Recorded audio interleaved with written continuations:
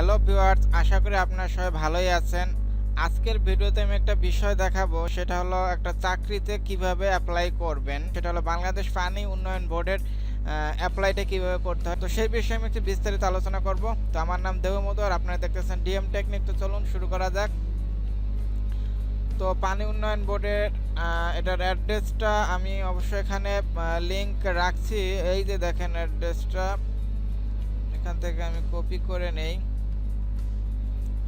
তো এখানে গিয়ে পেস্ট করে এন্টার দিই। থেকে দেখেন সার্কুলারটা দেখতে পারেন, assistant engineer civil data entry operator. আর এখানে হলো কি অ্যাসিস্ট্যান্ট কাম কম্পিউটার টাইপিস্ট। যে কোনো সার্কুলার এখান থেকে যে ভিউ করে দেখতে পারেন। এখানে যে আপনার ভিউ দিলে পর ডাউনলোড হবে, এখান থেকে গিয়ে আপনি দেখতে পারেন। এটা মূলত আলাদা আলাদা পোস্টের জন্য সার্কুলার। এটার মেইন যে ওয়েবসাইটটা আর কি ওদের এটাতে অ্যাপ্লাইয়ের জন্য, ওইখানে গেলে আবার আপনার সবকটা সার্কুলার একসাথেই দেওয়া আছে। আর এখানে হলো আলাদা আলাদাভাবে দেওয়া। আপনি চাইলে এখান থেকে যে পিডিএফ টিউটোরিয়াল, ভিডিও টিউটোরিয়াল দেখে নিতে পারেন। তো এখন যে কাজটা করতে হবে, আপনি এখান থেকে ধরেন আমি এইটা অ্যাপ্লাই করবো কাম কম্পিউটার টাইপিস্ট, এখানে শুধু অ্যাপ্লাই দিলেই হবে না। দেখেন এখানে আপনার ওরা এটা বলে দিচ্ছে আর কি ডিটেলসটা। Number of post 66, age range 18 থেকে 30 ইয়ার্স, এডুকেশন কোয়ালিফিকেশন এইচএসসি কে বলেন, কম্পিউটার স্কিল, এগুলো জানতে হবে। ওরা আর কি ডিটেলসটা বলছে। এখন এখানে অ্যাপ্লাই করলে দেখেন কি আছে যে please register or log in. তো এখানে অ্যাপ্লাই করব না কি করব এটা দেখার কোনো দরকার নাই, এগুলা না দেখলেও হবে। সার্কুলারটা তো অবশ্যই দেখবেন। তো প্রথমে যে কাজটা করতে হবে, সাইন আপে যেতে হবে। সাইন আপে গিয়ে আপনার একটা ভ্যালিড ফোন নাম্বার দিতে হবে, যেমন 01।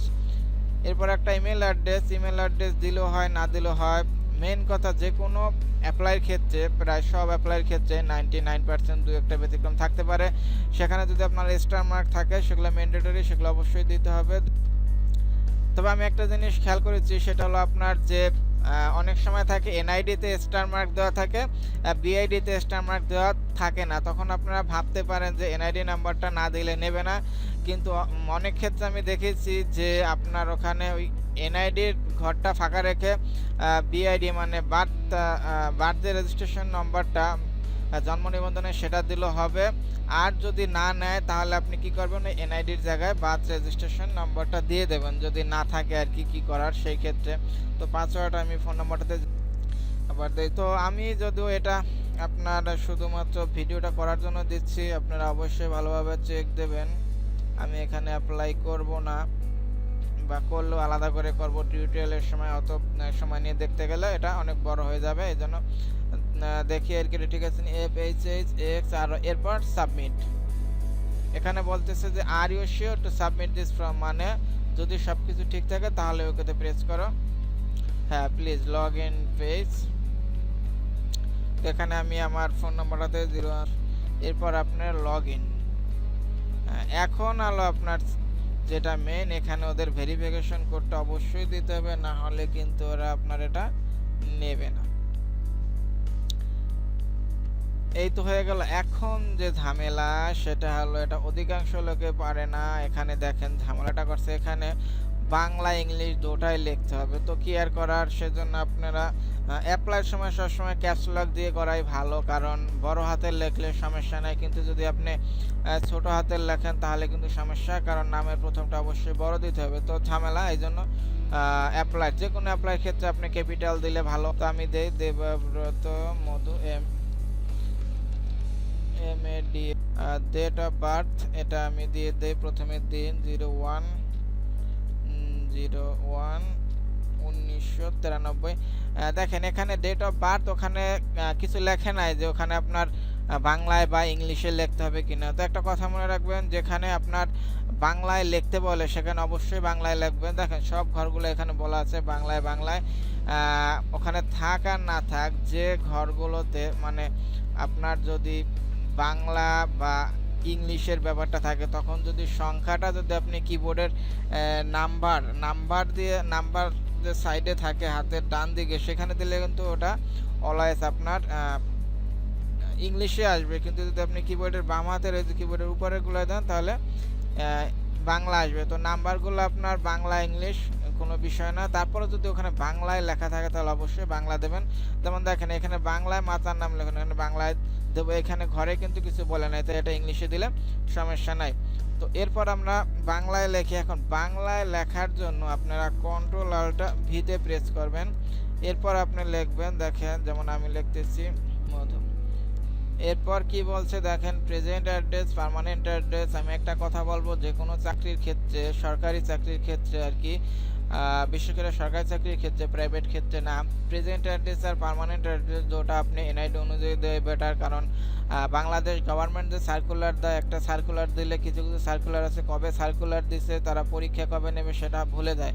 হয়তো আপনি তখন বাসা চেঞ্জ করে ফেলতে পারেন, তখন ওই ঠিকানায় যদি কিছু আসে, সাধারণত আসে না, এই জন্য আপনার পার্মানেন্ট অ্যাড্রেসটা দেওয়াই বেটার। তো এখানে দেখেন আমরা যদি প্রেজেন্ট অ্যাড্রেস দিয়ে হাউস নাম্বার, গ্রামে হাউস নম্বর, রোড নম্বর এগুলো লাগে না। তো এখানে আপনি দেখেন ভিলেজ লিখবেন আর কি, সব বাংলায়। আমি লিখি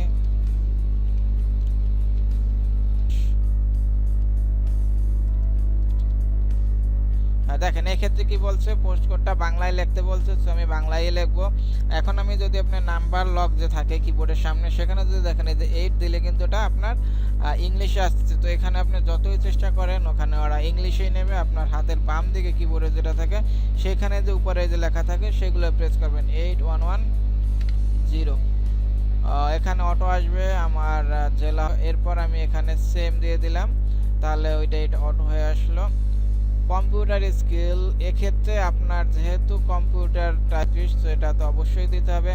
তো কম্পিউটার স্কিল এখানে বাংলায় লেখার দরকার নেই, কারণ এখানে বাংলায় কিছু বলে না, এটা আমরা ইংলিশে লিখে দেই। তো সাধারণ যেটা লিখতে হয় আর কি, যেহেতু টাইপের ব্যাপার, এমএস ওয়ার্ড। আপনি অবশ্যই দেখবেন যে ওখানে রিকোয়ারমেন্ট কি চেয়েছে, আপনি একটু ভুল দেন সমস্যা নাই, কিন্তু ওখানে রিকোয়ারমেন্ট যা চাইছে যা যদি আপনি না দেন তাহলে আপনাকে হয়তো বাদ দিয়ে দেবে, যদিও প্র্যাকটিক্যালি অবশ্যই আপনাকে দেখাইতে হবে। Power point, POWR power point and internet browsing, BROWISIN,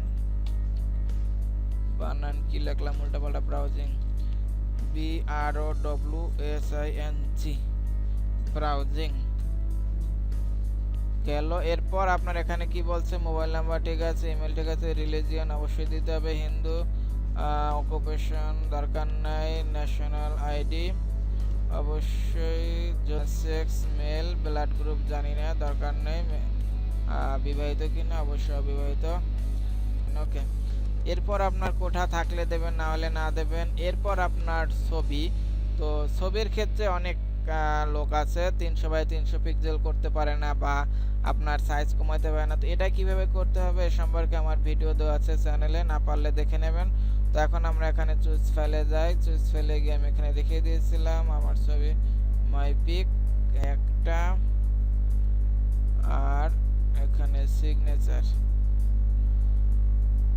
তো আমি আগে বলেছি যে আমি এই অ্যাপ্লাইটা করতেছি শুধুমাত্র টিউটোরিয়ালটা দেবার উদ্দেশ্যে, এটা আমি সাবমিট মানে পেমেন্ট করব না। তো এই যে সরকারি চাকরিগুলো অ্যাপ্লাই, এগুলো আপনি যতবার অ্যাপ্লাই করেন এটা আপনি টাকা না দিলে কাউন্ট করা হবে না, তো এই জন্য কোনো ব্যাপার না, আমি করতেছি। তো সেভ দিই।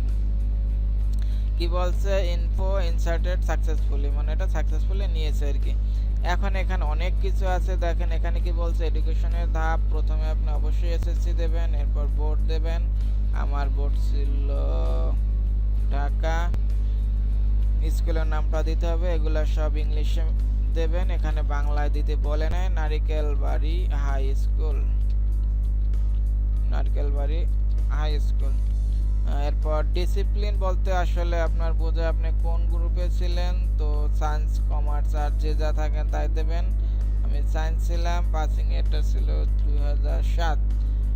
অবশ্যই গ্রেড পয়েন্ট ছিল, আপনার ডিভিশন থাকলে ডিভিশন দেবেন। তো স্কেল, এখানে দু এক সময় সফটওয়্যারে ঝামেলা করে, আর যখনই ঝামেলা করবে তখন আমরা একটু নাড়িয়ে চাড়িয়ে দেবো। এই দেখেন সুবিধাটা, আউট অফ 5 আমার ছিল 4.56।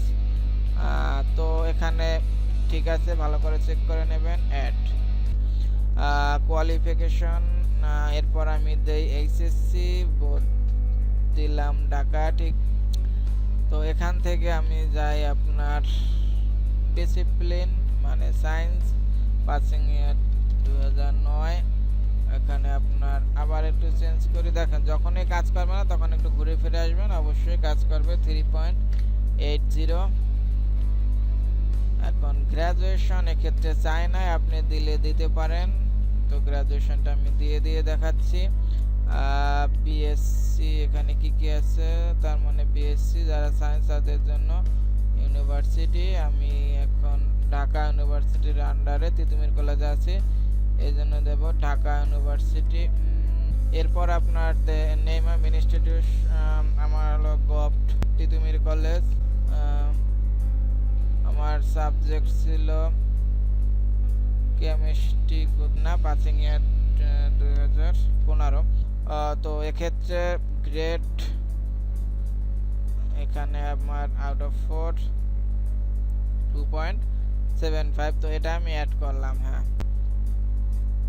তারপরে মাস্টার্স থাকলে মাস্টার্স দেবেন। এরপর আছে কি দেখেন এমপ্লয়মেন্ট, দেখেন এখানে কি বলছে, এখানে যদিও এগুলো সব টিক দিয়ে মানে ম্যান্ডেটরি দিয়ে রাখছে স্টার স্টার স্টার, কিন্তু এক্ষেত্রে আপনার কম্পিউটার অপারেটরের ক্ষেত্রে যদি অভিজ্ঞতা চাইতো তাহলে বা যেটা আমি চাইছে আর কি সেটা আপনাকে দিতে হবে। তো এই ক্ষেত্রে যখন এরকম দেখবেন যেখানে লাল দেওয়া আছে আমাকে দিতে হবে কিন্তু আপনার নাই, তখন আপনি অবশ্যই সার্কুলারটা ভালো করে দেখবেন, এই সার্কুলার অভিজ্ঞতা বা কোনো রেস্ট্রিকশন নাই এই ক্ষেত্রে, সেজন্য এটা না দিলেও চলবে।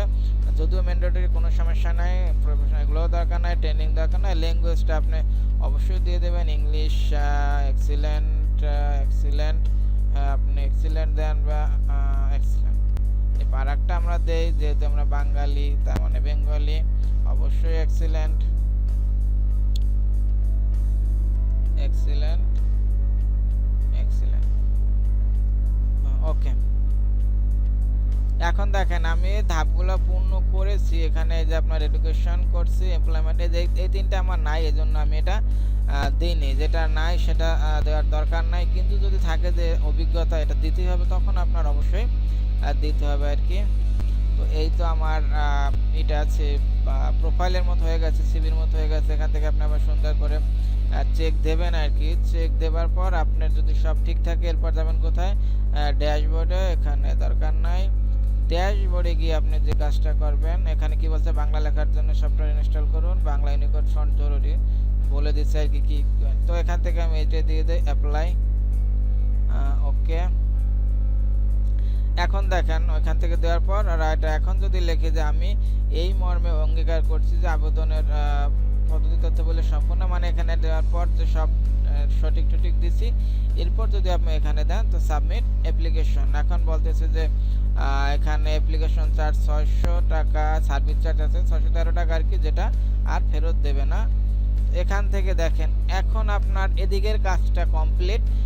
এখন এক্ষেত্রে যেহেতু টেলিটক নাই, তার মানে এক্ষেত্রে টেলিটকের মাধ্যমে পেমেন্ট হবে না। যে সরকারি চাকরির ক্ষেত্রে দেখবেন যে টেলিটক কথাটা লেখা নেই ওয়েবসাইটের সাথে, সেটা টেলিটক হয় না। তো এখানে দেখি আপনার কি দিয়ে রাখছে ওরা।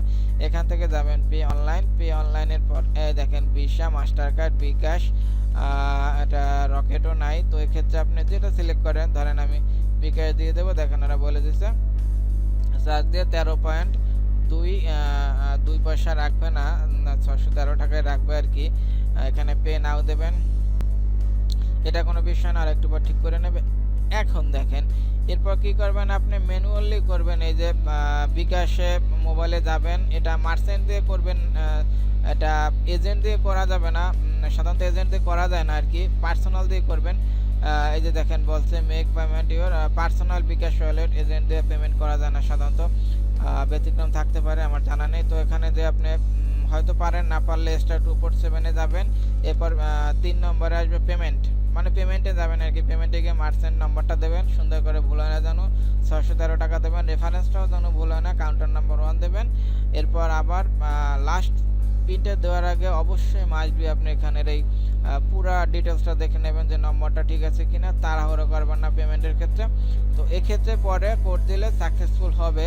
এরপর আপনি যেটা করবেন আর কি, লেনদেন আইডি, এখানে একটা ট্রানজ্যাকশন আইডি দেবে, আইডিটা এই ঘরে লিখে এখানে সাবমিট দেবেন। সাবমিট দিলে আপনার দেখাবে যে আপনার এটা কমপ্লিট হয়েছে। তখন আপনি ওই ড্যাশবোর্ডে চলে যাবেন, ড্যাশবোর্ডে চলে যেয়ে নিচের দিকে লেখা থাকবেন যে একটা লেখা থাকবে ইংলিশে যে টাকাটা রিসিভড হয়েছে।